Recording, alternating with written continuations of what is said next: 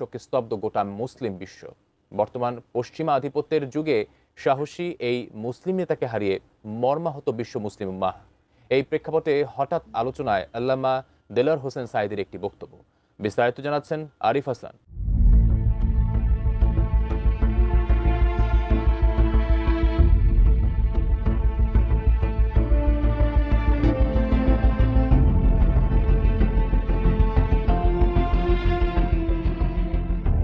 বর্তমান পৃথিবীতে আজ সবচেয়ে কোণঠাসা মুসলমানরা, অথচ বিশ্ব রাজনীতিতে সবচেয়ে বেশি সময় ধরে প্রভাব বিস্তার করেছিল এই মুসলমানরাই।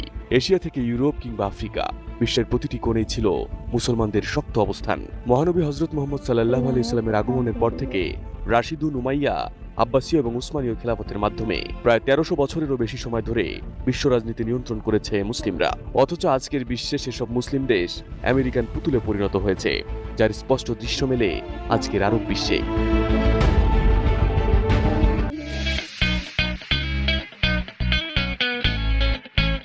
বর্তমানে ইতিহাসের সবচেয়ে কঠিন সময় পার করছে ইরান।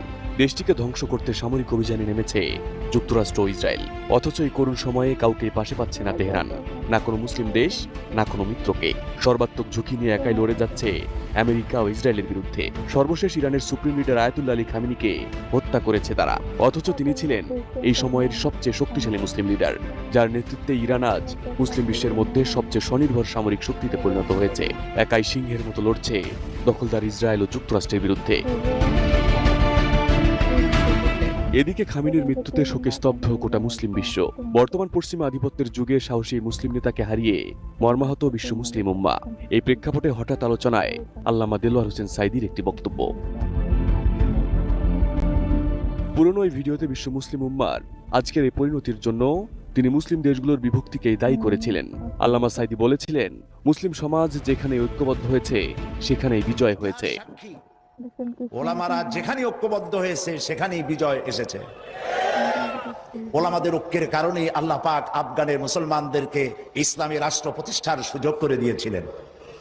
আবার যে পতন ঘটলো, তাও মুজাহিদ আলেমদের মধ্যে যখন তাফরিকার সৃষ্টি হলো, ইখতিলাফ তৈরি হলো, একে অপরকে সন্দেহ করলো, দেখতে পারলো না, ভালো লাগলো না, সালাম কালাম করলো না, আবার কপাল পুড়লো, আবার বুশ এসে এদের হুশ নষ্ট করে। ওই ভিডিওতে সদ্য নিহত ইরানের সুপ্রিম লিডার আয়াতুল্লাহ আলী খামেনির সাহসী নেতৃত্বের প্রশংসা করেন দেলোয়ার হোসেন সাঈদী। তিনি বলেন, ইসলামী প্রজাতন্ত্র প্রতিষ্ঠার পর যুক্তরাষ্ট্র খামেনিকে হুমকি দিয়েছিল। তৎকালীন প্রেসিডেন্ট বলেছিলেন, দূতাবাস থেকে আটক ৫৬ জনকে মুক্তি না দিলে খাদ্যসহ সব ধরনের রসদ সরবরাহ বন্ধ করে দেওয়া হবে। এমন হুঁশিয়ারির জবাবে আয়াতুল্লাহ আলী খামেনি আমেরিকান প্রেসিডেন্টকে বলেন, আপনারা কাকে খাবারের ভয় দেখাচ্ছেন?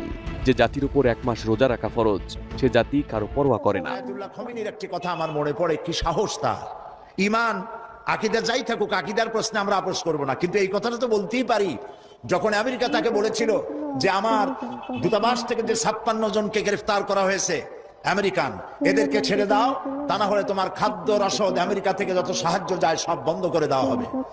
আয়াতুল্লাহ খামেনি জবাব দিয়েছিলেন আমেরিকান প্রেসিডেন্টকে, তুমি কারে খাবারের ভয় দেখাও? যেই জাতির বছরে ১ মাস না খাইয়া থাকা ফরজ, সেই জাতি তোমার খাবারের অপেক্ষা করবে, তোমার মতো কাফেরদের খাবারের কোনো পরোয়া না। খামেনির মৃত্যুর পর সামাজিক যোগাযোগ মাধ্যমে নতুন করে আলোচনা সৃষ্টি করেছে এই বক্তব্যটি।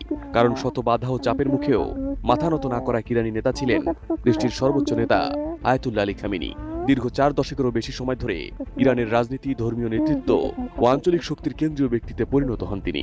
ইরানকে নিয়ে আসেন বিশ্ব রাজনীতির অন্যতম আলোচনার কেন্দ্রে। তার বিচক্ষণ নেতৃত্বে মুসলিম বিশ্বের অন্যতম ক্ষমতাধর দেশে পরিণত হয় ইরান। দেশটির সামরিক সক্ষমতা নিয়ে যান অনন্য উচ্চতায়। আরিফ হাসান,